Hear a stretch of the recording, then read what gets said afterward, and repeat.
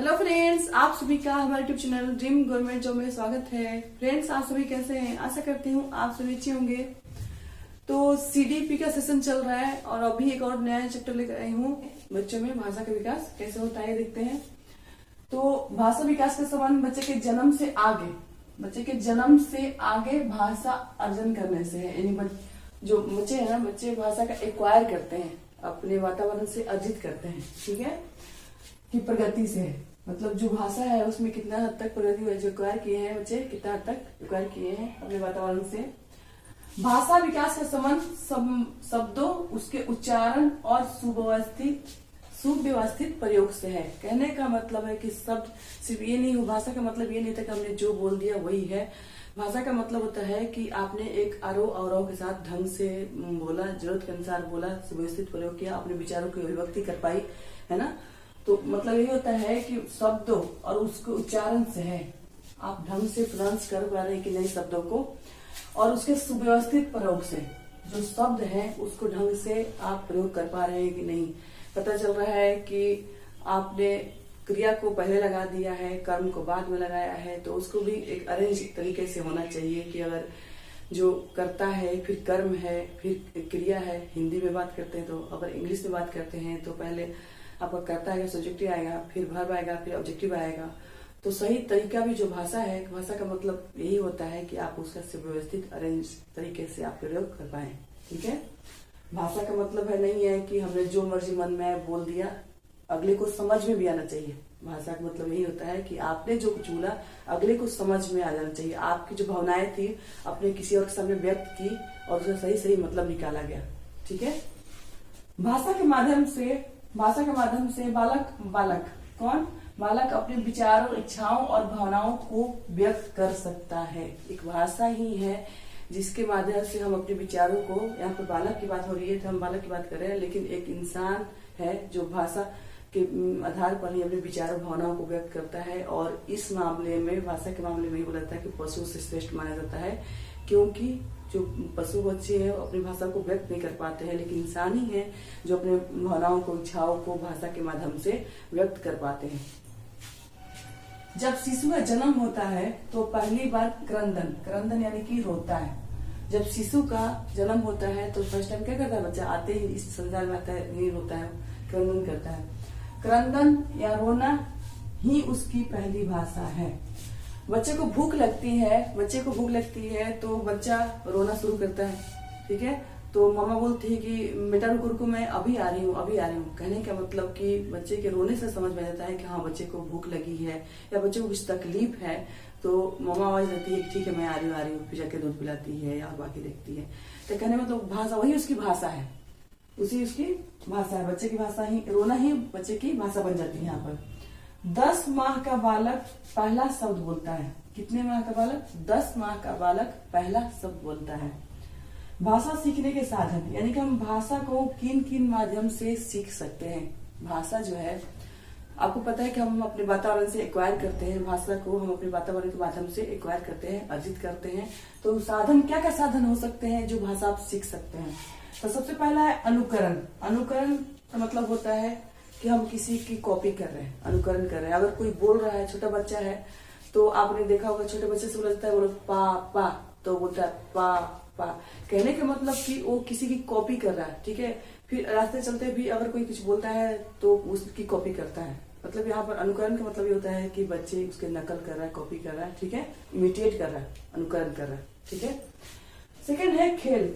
खेल में भी भाषा का विकास होता है। हम के वर्ड मीनिंग मजबूत होते हैं, तो वर्ड मीनिंग मजबूत होगा तो जाहिर सी बात है कि भाषा भी मजबूत होगी, भाषा का विस्तार होगा। कहानी सुनना, कहानी के माध्यम से भी बच्चों को भाषा का विकास होता है। कहानी के माध्यम से भी बच्चों के भाषा का विकास होता है। और चौथा है वार्तालाप, इंटरेक्शन। अगर 2 लोग बात कर रहे हैं तो उनसे भी भाषा का विकास हो रहा है।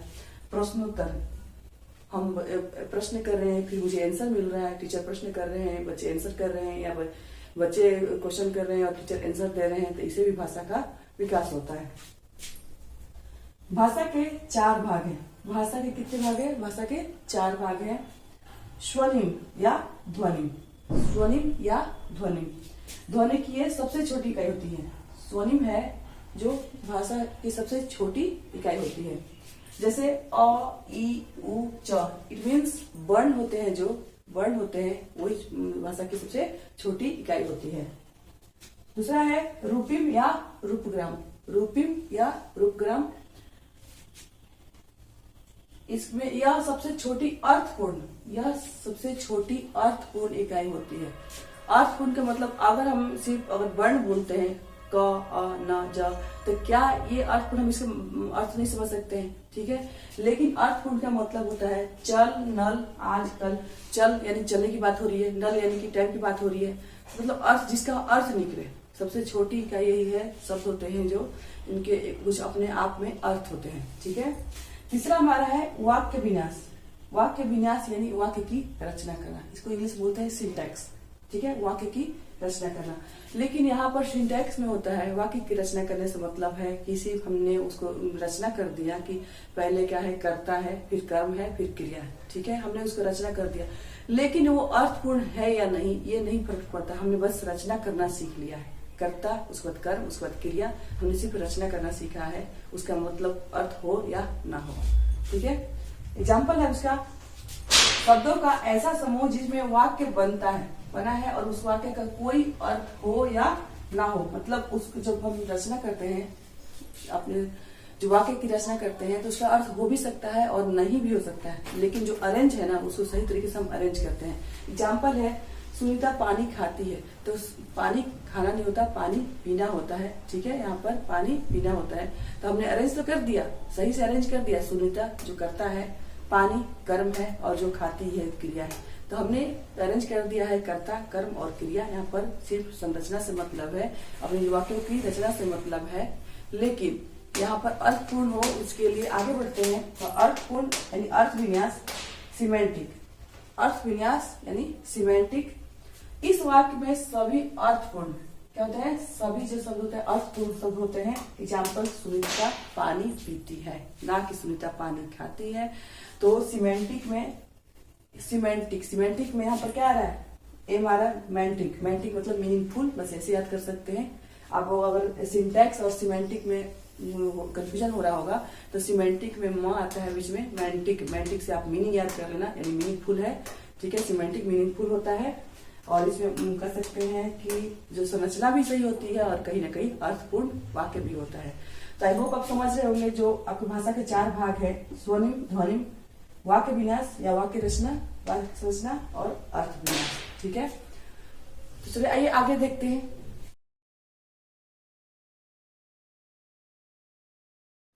तो चलिए अब आगे देखते हैं भाषा विकास की अवस्थाएं। भाषा विकास की अवस्थाएं क्या क्या अवस्था होती है। प्रारंभिक अवस्था में बच्चा क्या करता है, उसके आगे की अवस्था में बच्चा क्या करता है। तो प्रारंभिक अवस्था में बच्चा जब रोता या चिल्लाता है तो माँ उसके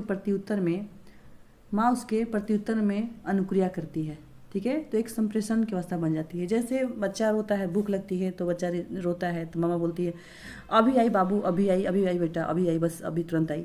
तो कहीं ना कहीं जब बच्चा रो रहा है तो मामा ने कुछ उत्तर दिया, अनुक्रिया करी कि हाँ ठीक है आ रही हूँ, कहीं ना कहीं तो बच्चा समझ जाता है कि हाँ मामा आ रही है। तो क्या है, एक संप्रेषण की अवस्था बन जाती है। यह संप्रेषण की पहली अवस्था है। जब बच्चा रोता है और मम्मा बस बोलती है कि हाँ मैं आ रही हूँ, तो कहीं ना कहीं एक संप्रेषण ही है। और ये क्या है, संप्रेषण की पहली अवस्था है जिसमें आवाज़ भाषा का उद्गम बन जाती है, जिसमें आवाज़, सिर्फ आवाज़ ही भाषा का उद्गम बन जाता है। यानी कि बच्चों की भाषा का विकास यहीं से होता है। नन्हा शिशु अपनी ज़रूरत, अपनी प्रशंसा, अपना दर्द और शारीरिक चेष्टाओं, भाव, मुद्राओं आदि को अलग अलग प्रकार से आवाज़ों से प्रकट करता है, ठीक है। जो नन्हा शिशु है तो अपने जो दर्द हैं, शारीरिक चेष्टाएं हैं, भाव मुद्राओं को अलग अलग तरीके से आवाज़ों में अलग अलग तरीके आवाज़ निकालता है, ठीक है। 3-4 महीने की उम्र में शिशु अपनी आवाज़ जीभ और होठों पर कुछ नियंत्रण करने लगता है। कब, 3-4 जब बच्चा 3 या 4 माह का होता है तो अपनी आवाज़ जीभ और होठों पर कुछ नियंत्रण करने लगता है। तो ये आवाज़ें प्रायः माँ, पा, दा वगैरह बनने लगती है। जैसे बोलते हैं माँ पा, ऐसे करके कुछ आवाज़ें धीरे धीरे करके एक एक वर्ड बोलना शुरू कर देता है बच्चा। तो एक कहीं ना कहीं एक आवाज़ें जो है वहाँ पर बच्चा अपनी आवाज़ों को जीभ होठों पर नियंत्रण करने लगता है। तो ये आवाज़ें प्रायः बा, मा, आ, दा ऐसे बन जाती है। बच्चों इन आवाज़ों को बार बार दोहराता है। बच्चों की जब एक आवाज़ निकलती है, ध्वनि निकलती है, जो प्राथमिक ध्वनि होती है, तो बच्चा इस वर्ड को प प प प प ऐसे करके बार बार दोहराता है। तो ये क्या कहते हैं? ये बबलाना कहते हैं। बच्चों का बबलाना कितने महीने में होता है? करीब 3 या 4 माह में। 9 से 12 महीने की उम्र में बच्चा संप्रेषण के लिए पहला शब्द 9 से 12 महीने की उम्र में बच्चा संप्रेषण का पहला शब्द बोलते हैं। यह अकेला शब्द अपने आप में कहीं ना कहीं पूर्ण कथन होता है। बच्चा एक छोटा सा वर्ड बोलता है, एक छोटा सा शब्द बोलता है, उस शब्द कहीं ना कहीं अपने आप में पूर्ण होती है। जैसे क्या हुआ, बच्चा बोला बॉल, तो बॉल का मतलब सिर्फ बॉल यहाँ पर नहीं होता है, उसके कहने का मतलब बहुत सारे अर्थ निकल सकते हैं। अगर बच्चा बोल सकता है बॉल, तो मतलब गेंद यहाँ है, बॉल को इधर ला, गेंद मुझे चाहिए, या गेंद उठा दो। कहने मतलब एक के जैसी ज़रूरत है, उसका बस एक शब्द बोलता है, बॉल गेंद, ठीक है, या बॉल बोलेगा, एक ही शब्द बोलेगा, तो उसे पूरा उसका सेंटेंस निहित रहता है। कहीं ना कहीं वो चाहता है कि बॉल मुझे दिया जाए, या बॉल से मुझे खेलने दिया जाए, या बॉल उसको दे दो। कहने का मतलब पूरा सेंटेंस कहीं ना कहीं व्यक्त करता है। इस अवस्था को एक शब्द कथन की अवस्था कहते हैं। एक शब्द कथन की अवस्था कहते हैं। जब एक शब्द बोलता है बच्चा, तो इसको एक शब्द का कथन की अवस्था कहते हैं। इस अवस्था के बाद 2 शब्द कथन की अवस्था होती है। कितने? एक शब्द के बाद 2 शब्द कथन की अवस्था होती है। इन वाक्यों में संज्ञा के साथ साथ क्रिया का भी सहयोग होता है। इस वाक्यों में संज्ञा के साथ साथ क्रिया का भी सहयोग होता है। जैसे गेंद दो, कुत्ता जाता है, मामा आता है। यहाँ पर क्या है? गेंद संज्ञा है, दो क्रिया है, यानी कि जो संज्ञा के साथ साथ क्रिया का भी संयोग होता है इसमें, तो इनको 2 शब्द कथन की अवस्था कहते हैं। इसे ही तार कथन या टेलीग्राम स्पीच कहते हैं। तार कथन या तार भाषा भी कहते हैं, टेलीग्राम स्पीच, क्योंकि बस जितना ज़रूरत है सिर्फ उतना ही बच्चे बोल पाते हैं। 2 वर्ष के बाद बच्चे की भाषा का विकास बहुत ही तीव्र गति से होता है। कब होता है? 2 वर्ष के बाद बच्चे की भाषा का विकास बहुत ही तीव्र गति से होता है। 4-5 वर्ष की आयु में वो अपनी मातृभाषा में वाक्यों को दक्षतापूर्वक बोलने लगता है। मतलब बच्चा जिस भाषा को जानता है, जिस भाषा को अपनी माँ से सीखा है, यानी मातृभाषा को, उसमें बच्चा दक्षतापूर्वक बोलने लगता है। किस अवस्था में? 4-5 वर्ष में बच्चा अपनी भाषा को, मातृभाषा को दक्षतापूर्वक बोलने लगता है। अब देखते हैं कि भाषा विकास को प्रभावित करने वाले कारक कौन कौन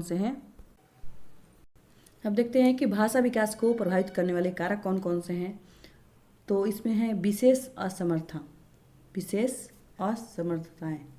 क्या होती है इसमें जो बच्चे श्रवण संबंधी, जैसे वाक संबंधी, जैसे सुनने संबंधी या बोलने संबंधी किसी दोष से पीड़ित होते हैं, तो उनका भाषा जो विकास है बहुत मंद गति से होता है।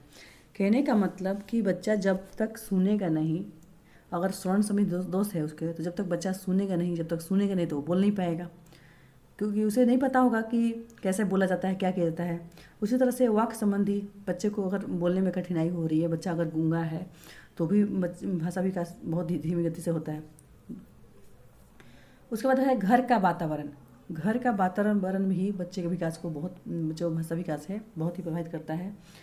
परिवार के सदस्य किस प्रकार के शब्दों और भाषा का प्रयोग करते हैं, बच्चे से किस प्रकार और कितने समय बातचीत करते हैं, अंतरिक्रिया करते हैं, इसका प्रभाव भी बच्चे के भाषा विकास पर पड़ता है।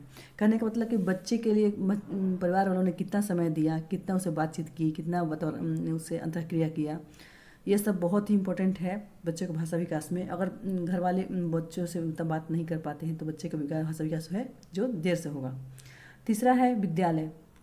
बच्चे के भाषा विकास पर इस बात का बहुत ज़्यादा प्रभाव पड़ता है, उसे विद्यालय में सीखने के कैसे कैसे अनुभव मिले हैं, वहाँ के अभिव्यक्ति बच्चों को अपनी बातों को अभिव्यक्त करने के मौका दिया गया कि नहीं दिया है, वाक्य विन्यास का मौका दिया गया कि नहीं दिया गया, उन्हें इसे सीखने का अवसर कितना मिला, तो ये सभी बहुत महत्वपूर्ण है। वहाँ पर शिक्षकों ने बच्चों के साथ कितना बातचीत किया, कितना उन्हें अपनी बातों को अभिव्यक्त करने का मौका दिया, तो ये सभी भाषा विकास को प्रभावित करते हैं।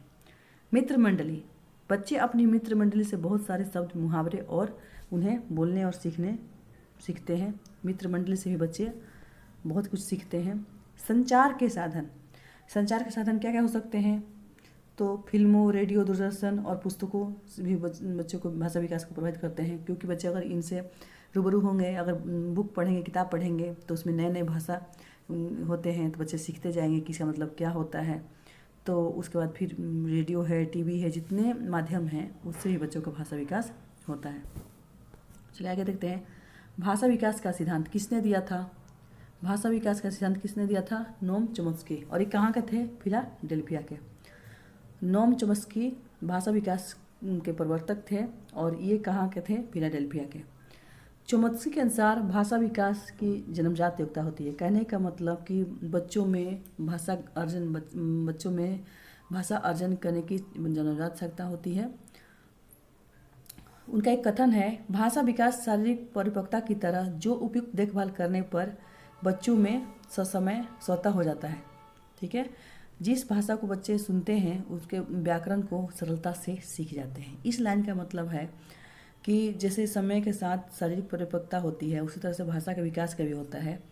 अगर जो बच्चा उपयुक्त देखभाल किया जाए तो उनका विकास जो है, भाषा विकास भी स्वतः हो सकता है। और जिस भाषा को बच्चे हमेशा सुनते हैं, दिन रात उस माहौल में रहते हैं, तो उसका व्याकरण भी बच्चे बहुत ही जल्दी सीख जाते हैं।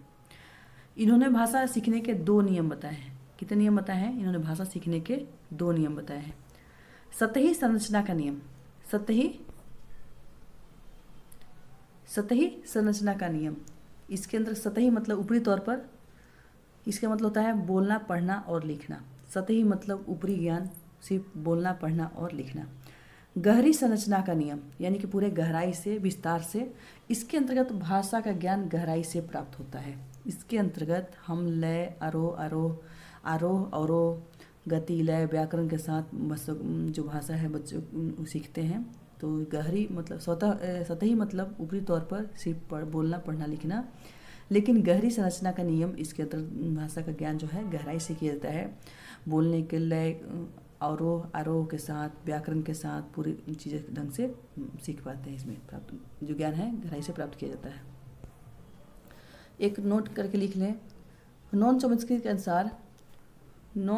के अनुसार भाषा में बालक में भाषा ग्रहण करने की जन्मजात प्रवृत्ति होती है। भाषा ग्रहण करने की जन्मजात प्रवृत्ति होती है। जिसे क्या कहते हैं? जिसे भाषा का अर्जन तंत्र यानी कि LAD, लैंग्वेज एक्विजिशन डिवाइस कहते हैं। ये क्वेश्चन बार बार सीटेट में पूछा जाता है कि LAD किससे संबंधित है? तो नॉन चॉम्स्की के साथ संबंधित है। और चॉम्स्की कहाँ के थे? फिलाडेल्फिया के। और उन्होंने क्या दिया?